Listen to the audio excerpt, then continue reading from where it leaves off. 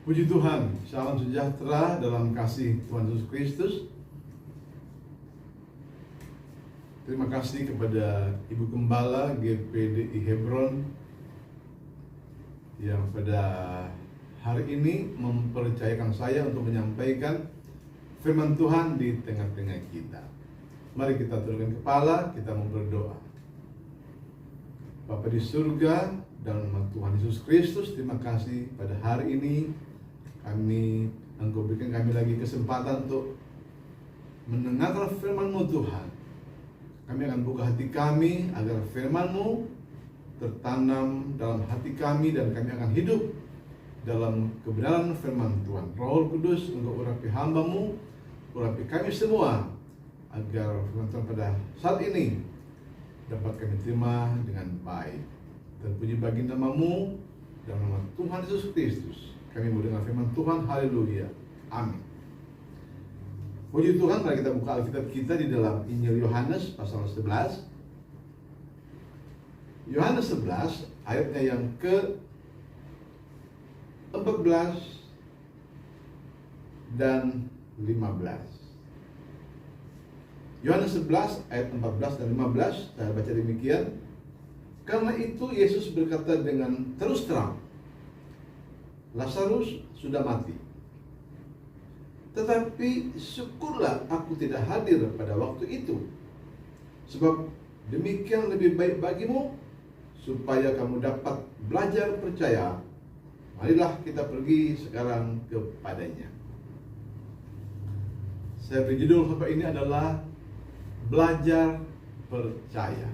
Belajar percaya. Percaya itu ternyata dapat dipelajari. Yesus sendiri katakan supaya kamu dapat belajar percaya. Ini tentu berbeda sekali dengan kita belajar di sekolah.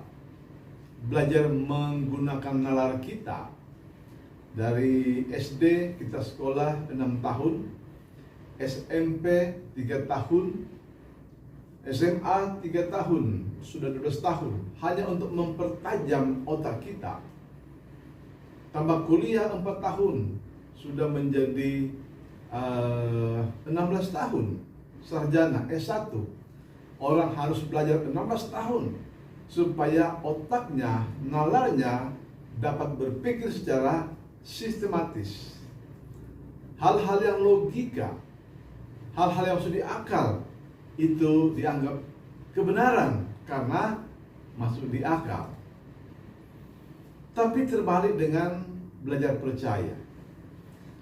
Kalau kita belajar percaya, justru sebaliknya. Kita belajar hal-hal yang tidak masuk di akal. Hal-hal yang tidak mungkin. Hal-hal yang mustahil. Itu namanya belajar untuk percaya. Di dalam Yohanes 11 tadi, kita baca di sini, ini tentang Yesus membangkitkan Lazarus yang sudah mati 4 hari. Ketika Lazarus masih sakit, Yesus dipanggil supaya datang menyembuhkan Lazarus yang sakit. Tapi dalam ayatnya yang ke-6 dikatakan begini, namun setelah didengarnya bahwa Lazarus sakit, ia sengaja tinggal 2 hari lagi di tempat di mana ia berada. Artinya Yesus tidak datang. Ketika dia dipanggil untuk datang menyembuhkan Lazarus, dia tidak mau datang. Ini hal yang tidak lazim bagi Yesus. Biasanya kapanpun dia dipanggil, dia datang menyembuhkan. Tapi kali ini dia dipanggil tidak mau datang karena masih sakit. Dikatakan dia tunggu 2 hari lagi. Ketika menunggu 2 hari, dia datang ke Betania. Dan ketika dia tiba, ternyata Lazarus sudah mati 4 hari. Ya, ini menimbulkan penyesalan kepada saudaranya Marta dan Maria. Mereka bilang, Guru, kalau kau datang waktu dia sakit, pasti saudaraku tidak akan mati. Tapi Yesus berkata, percayalah, akulah kebangkitan dan hidup. Siapa yang percaya kepadaku, dia akan hidup walaupun dia sudah mati. Kata Maria, aku juga tahu bahwa akan ada kebangkitan di akhir zaman. Tapi Yesus meyakinkan bahwa dia itu bukan hanya Tuhan di akhir zaman, dia juga Tuhan pada hari ini. Lalu Yesus dibawa ke kuburan Lazarus. Sampai di sana, dia melihat Marta dan Maria menangis. Dan dikatakan Yesus juga ikut menangis. Di situ ada orang-orang yang selalu sentimen kepada Yesus, selalu berpikir negatif tentang Yesus, yaitu orang-orang Farisi, orang Saduki, ahli Taurat. Kata Yesus, buka kuburan Lazarus, gulingkan batunya. Kata Maria, dia sudah berbau, dia sudah 4 hari dikubur, dia sudah berbau. Gulingkan batu itu. Yesus akan melakukan sesuatu yang tidak biasanya. Batu digulingkan, maka keluarlah aroma mayat, aroma bangkai manusia tercium di luar kuburan. Lalu apa kata Yesus? Ketika kuburan sudah dibuka, Yesus berkata begini.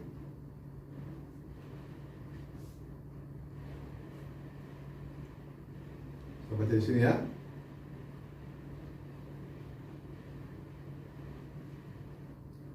Maka mereka mengangkat batu itu, lalu Yesus menengadah ke atas dan berkata, Bapa, aku mengucap syukur kepadamu karena engkau telah mendengarkan aku. Aku tahu bahwa engkau selalu mendengarkan aku. Tapi oleh karena orang banyak yang berdiri di sini mengelilingi aku mengatakannya supaya mereka percaya bahwa engkaulah yang telah mengutus aku. Lagi-lagi percaya. Kepada murid-murid dia katakan supaya kamu belajar percaya. Pada orang Farisi, orang Saduki, supaya mereka percaya. Ini kuliah percaya yang disampaikan oleh Yesus secara luar biasa. Lalu apa dikatakan? Orang ayat 43, dan sesudah berkata demikian, berserulah ia dengan suara keras, Lazarus, marilah keluar. Orang yang telah mati itu datang keluar, kaki dan tangannya masih terikat dengan kain kapan dan mukanya tertutup dengan kain peluh. Kata Yesus kepada mereka, bukalah kain-kain itu dan biarkan ia pergi. Lazarus sudah mati 4 hari, keluar dari kuburan. Itu rohnya kembali. Hanya Tuhan yang mampu mengembalikan roh manusia kepada jasadnya. Nah, kita perhatikan di sini. Inilah yang namanya belajar percaya. Tidak masuk di akal. Hanya bisa dipercaya saja. Nah, saudara yang dikasihi Tuhan, makanya kita diajarkan oleh firman Tuhan supaya memiliki keyakinan, kepercayaan kepada Yesus melampaui logika kita. Ini nggak masuk di akal, tapi terjadi. Ilmu kedokteran manapun nggak bisa menerima hal seperti ini. Tapi percaya itu dapat melakukan sesuatu yang melebihi dari apa yang dapat dilakukan oleh logika manusia. Makanya saya selalu mengatakan kalau mau belajar percaya, itu logika taruh di bawah kaki kita, dan iman taruh di atas kepala kita. Kita bikin terbalik, baru kita mau belajar percaya. Di dalam Roma pasal 1 ayat 17 berkata begini, sebab dalamnya nyata kebenaran Allah, yang bertolak dari iman dan memimpin kepada iman. Seperti ada tertulis, orang benar akan hidup oleh iman. Inilah yang Tuhan inginkan dari kita, supaya kita orang benar hidup dari iman, bukan dari melihat. Kalau kita melihat situasi seperti ini, kita bisa kecewa, putus asa, hilang akal. Tapi kalau kita beriman, memiliki keyakinan pada Yesus, bergantung kepada Yesus, maka digenapilah apa yang dikatakan dalam Roma pasal 1 Korintus. Akan baca lagi buat saudara ya. 1 Korintus pasal 2 ayat 9 berkata demikian. Tetapi seperti ada tertulis, apa yang tidak pernah dilihat oleh mata, tidak pernah didengar oleh telinga, dan tidak pernah timbul dalam hati manusia, semua yang disediakan Allah untuk mereka yang mengasihi Dia. Ini orang yang percaya, saudara. Nggak pernah kita pikirkan, nggak pernah kita timbul di hati kita. Tetapi itu yang Tuhan berikan bagi mereka yang mengasihi dan yang percaya kepadanya. Jadi Allah itu mengajari kita sepanjang Alkitab ini, yang Tuhan inginkan dari kita hanya satu, yaitu belajar percaya. Salomo itu orang yang paling berhikmat, orang yang paling pintar sedunia.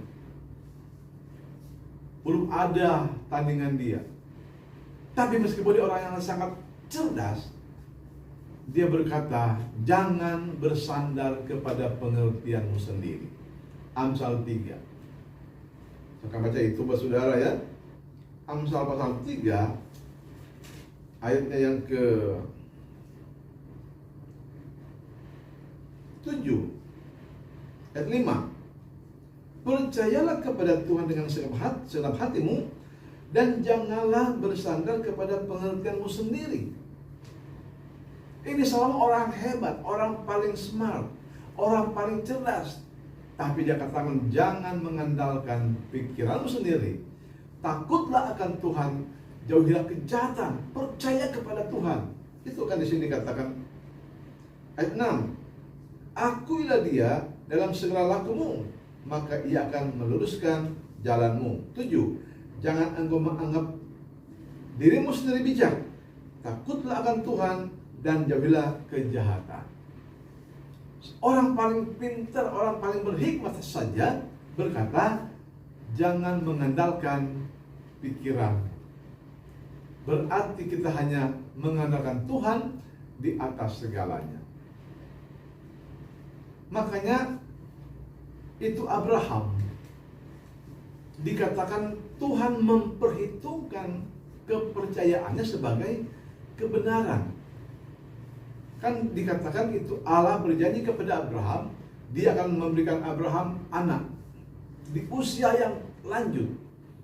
Itu nggak masuk di akal. Pertama, dia sudah tua. Kedua, Sarah istrinya mandul. Tetapi dikatakan Abraham percaya. Dia nggak pakai logika lagi dalam hal ini, tapi dia percaya pada firman Tuhan. Dan kepercayaan itu Tuhan katakan diperhitungkan sebagai kebenaran. Kita buka itu di dalam Injil, dalam kitab Kejadian pasal 15. Sampai jadi demikian ayat 5. Lalu Tuhan membawa Abraham keluar serta berfirman, coba lihat ke langit, hitunglah bintang-bintang, jika engkau dapat menghitungnya. Maka firman-Nya kepadanya, demikianlah banyaknya nanti keturunanmu. Lalu percayalah Abraham kepada Tuhan, maka Tuhan memperhitungkan hal itu kepadanya sebagai kebenaran. Jadi percaya itu diperhitungkan Tuhan sebagai kebenaran. Bukan orang pintar yang Tuhan perhitungkan sebagai kebenaran. Kalau logika manusia, yang masuk di akal itu yang benar. Tetapi dalam Tuhan nggak masuk di akal, itulah yang benar. Dia hanya lihat bintang-bintang, Kata Tuhan, seperti itulah nanti keturunanmu. Lalu dikatakan, maka percayalah dia. Ketika dia percaya, Tuhan katakan itu diperhitungkan Tuhan sebagai kebenaran. Jadi inilah yang namanya belajar untuk percaya. Belajar percaya, belajar percaya. Jadi apa yang namanya belajar percaya itu, ternyata kita diperhadapkan dengan masalah demi masalah, pencobaan demi pencobaan, problem demi problem. Itu namanya belajar percaya. Ketika kita sudah nggak tahu mau ngapa-ngapain lagi, saat itu kita sedang belajar percaya. Ketika kita nggak ada uang, saat itulah kita sedang belajar percaya bahwa Tuhan akan menolong kita. Waktu kita kehilangan pekerjaan, itulah kita sedang belajar percaya. Kita kena PHK, kita sedang belajar percaya bahwa Tuhan itu tidak mengenal musim, tidak mengenal pandemi COVID. Ada pandemi atau tidak, Dia sangat sanggup untuk menolong kita. Jadi apa artinya? Hanya berserah kepada Tuhan. Makanya ada Alkitab mengatakan, serahkanlah segala kekhawatiranmu kepada Tuhan, karena Dia yang memelihara kamu. Dia yang memelihara kita. Saudara pernah baca kisah tentang Nabi Elia? Elia pernah bernubuat 3,5 tahun ke depan tidak akan ada hujan. Artinya akan panas, dan terjadilah panas dan paceklik. Banyak orang sudah mati. Orang kelaparan, termasuk Elia, dia juga lapar. Dia yang bernubuat tidak akan ada hujan, dia juga mengalami kelaparan. Jadi ketika pandemi COVID terjadi, kita juga, anak-anak Tuhan juga mengalami hal yang sama. Bahkan hamba Tuhan juga mengalami kelaparan, kekurangan. Tapi justru disitulah kita sedang belajar percaya. Tuhan bilang pada Elia, pergilah ke sungai Kerit, karena tinggal sungai itu yang ada air. Ke Kerit, minum airnya. Sampai di Kerit, dia minum. Dia nggak pernah khawatir, nggak pernah takut. Dia percaya Tuhan yang dia layani itu selalu ada jalan keluar buat dia.